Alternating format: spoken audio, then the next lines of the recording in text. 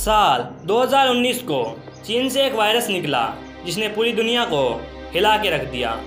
इसके बाद चीन पर इल्ज़ाम लगे कि यह चीन के बायोलॉजिकल वारफेयर की शुरुआत है। लेकिन यह पहली बार नहीं है। चीन कई मर्तबा इस दुनिया में नहीं, वर्चुअल दुनिया में भी ऐसी हरकतें कर चुका है और ऑपरेशन ऑरोरा इसी का एक उदाहरण है। यह एक साइबर अटैक था जिसने यूएस की 34 कंपनियों पर हमला किया था और चीन यूएस के बीच वर्चस्व की लड़ाई में चीन ने दुनिया के सामने साइबर वॉर का एक नया चेहरा पेश किया।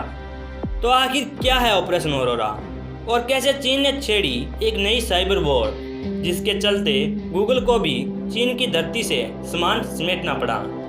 12 जनवरी 2010 गूगल ने अपने ऑफिशियल ब्लॉग पर एक पोस्ट लिखा जिसमें उसने गूगल पर एक हाई लेवल हैकर्स के अटैक की बात कही और बताया कि हैकिंग के कारण उनकी इंटेलेक्चुअल प्रॉपर्टी यानी कि पेटेंट्स और कॉपीराइट की चोरी हो गई है। और इसके बाद जो खबर आई वो और भी ज़्यादा हैरान करने वाली थी। कुछ ही वक्त में Yahoo, adobe systems, Juniper network सहित 34 अन्य कंपनियां भी इस हैकिंग का शिकार हो गई। इस खबर के बाद पूरी दुनिया हैरत में आ गई कि आखिर कैसे इतनी बड़ी टेक कंपनियों को किसी हैकर ने अपने वायरस से इन्फेक्टेड कर दिया। इन्वेस्टिगेशन की गई तो पता चला कि हमला अचानक नहीं हुआ था। वायरस बहुत पहले ही अमेरिका में आ चुका था। कंपनियों को पूरे 1.5 महीने तक इसकी कोई भनक भी नहीं लगी क्योंकि अटैक की रफ्तार बहुत धीमी थी और अटैकर धीरे धीरे इंटेलेक्चुअल प्रॉपर्टी को चोरी कर रहे थे।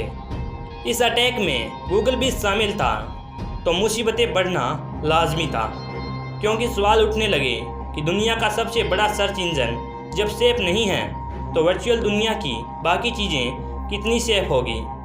इन्वेस्टिगेशन में यह अंदाज़ा भी लगाया गया कि यह अटैक चीन से किया गया है, पर सबूत ना होने से बात बाहर नहीं आने दी गई। अटैक की जानकारी मिलने पर यूएस की सभी साइबर सिक्योरिटी एजेंसियां हैकर की खोज में लग गई और एंटीवायरस कंपनी मैकाफी के वाइस प्रेसिडेंट दमित्री एल्पेरोविच ने इस काम में प्रोग्रेस भी हासिल की।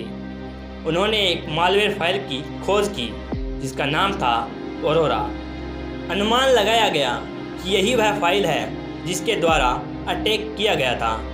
आगे की इन्वेस्टिगेशन में पता चला कि साइबर अटैक के लिए हैकर्स ने इंटरनेट एक्सप्लोरर को जरिया बनाया था और उसी के सहारे उन्होंने लोगों के सिस्टम को इन्फेक्टेड किया। साइबर सिक्योरिटी एजेंसियां दिन रात मामले की छानबीन में लगी थी। उन्होंने तमाम IP address, domain names, malware signature और कई अन्य फैक्टर की इन्वेस्टिगेशन की और तभी कई राज खुलने लगे। पता चला कि इसके पीछे एल्डरवुड हैकर ग्रुप और पीएल यूनिट 61389 का हाथ है। यूनिट 61389 चीन की पीपुल्स लिबरेशन आर्मी की साइबर यूनिट है जो हैकर्स के साथ मिलकर काम करती है और इसे कैमेट क्रू के नाम से भी जाना जाता है। तो अब जो शक चीन पर था वो यकीन में बदल गया। हैकर्स का इन कंपनियों पर अटैक का मेन मोटिव इंटेलेक्चुअल प्रॉपर्टी को चुराना और उन्हें नुकसान पहुंचाना था। इसके अलावा हैकर्स ने कई चाइनीज़ और वियतनामी ह्यूमन राइट एक्टिविस्ट के जीमेल अकाउंट्स को भी हैक कर उनके बैंक स्टेटमेंट और इम्पोर्टेंट इन्फॉर्मेशन को कॉपी किया। कहा जाता है इस अटैक के जरिए चीन में अमेरिकी कंपनियों को गिराना था ताकि चीनी लोगों का भरोसा उन पर से उठ जाए।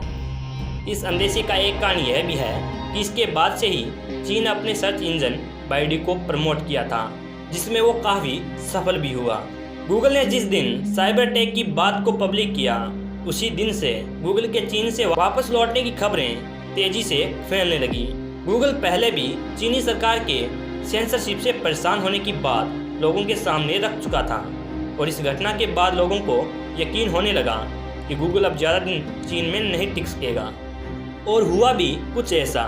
इस घटना के बाद United states secretary of state Hillary Clinton ने साइबर अटैक के ऊपर एक स्टेटमेंट जारी किया। इसमें अटैक की काफ़ी निंदा की गई। इसके दूसरे ही दिन बीजिंग में गूगल के मुख्यालय के बाहर कुछ लोगों ने गूगल को फूलों से श्रद्धांजलि दी और आखिर 2010 में गूगल ने चाइना से विदा ले ली। ऑपरेशन ऑरोरा कहने को तो एक साइबर अटैक है, मगर इससे नुकसान बहुत बड़ा हुआ। इसके बाद कई देशों में इंटरनेट एक्सप्लोरर चलाने पर बैन लगा दी गई। ऑपरेशन ऑरोरा सबूत है इस बात का कि आने वाले समय में हमले कुछ इस तरह से भी किए जाएंगे। जैसे जैसे वक्त बीतता जा रहा है, वर्चुअल दुनिया डेवलप होती जा रही है और इसी के साथ आज एक नया जंग का मैदान भी बन रहा है। तो आज के इस एपिसोड में बस इतना ही। तो अगर आज का ये एपिसोड आपको पसंद आया तो लाइक शेयर एंड कमेंट्स कर दीजिएगा।